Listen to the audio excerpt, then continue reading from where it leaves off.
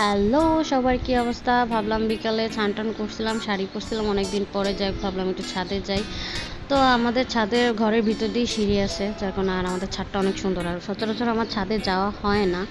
তো আমি ভাবলাম আজকে একটু ছাদে যাই, আপনাদেরকেও দেখাই। আমাদের ছাদটা অনেক সুন্দর আর প্রচুর পরিমাণ গাছ আছে, বলার বাহিরে অনেক অনেক ফুল গাছ, ফল গাছ। মূলত আমি সব গাছের নাম জানি না, অনেক রকমের গাছ আছে। আর আমাদের এখানে ছাদের থেকে উঠলে ওয়েদারটা অস্থির লাগে। আর যখন ধরেন বৃষ্টি হবে, বৃষ্টি হলে বলার বাইরে অনেক সুন্দর, অনেক সুন্দর, মানে বলার বাইরে। আমি এখানে প্রায় সময় ধরেন বৃষ্টি বাদল হলে তখন ছাদে উঠতে আমি বেশিটা পছন্দ করি। বাট বাতাস খেতে উঠছি, এক ফোঁটা বাতাসও নাই, একটা গাছের পাতাও লড়ে না। যাই হোক, বোরিং হইতেছিলাম, দাঁড়ায় দাঁড়ায়, জামাইটা তো নাই, থাকলে ওরে নিয়েই ছাদে উঠতাম। যাই হোক, তো আমি ভাবতেছিলাম যে ছাদে উঠিও আপনাদেরও ওয়েদারটা দেখাই সবাইকে। আর আমাদের ছাদ থেকে পুকুরটা কাছে, আপনার তালপুকুর পাড়টা তো দেখা যায়। মূলত হচ্ছে আমরা ছাদে দাঁড়ালে পুকুর পাড়টা দেখা যায়। তো ভাবলাম আমি এর সাথে সাথে আপনাদের গাছও দেখাই কিছু।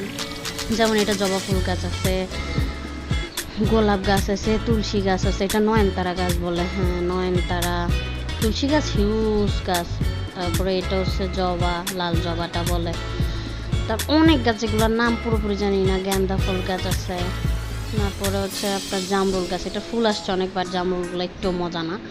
যাই হোক, কিন্তু অনেক ধরে, এটা প্রচুর জামরুল ধরে। আমি এসে পাইছিলাম। এটা কলা ফুল গাছ।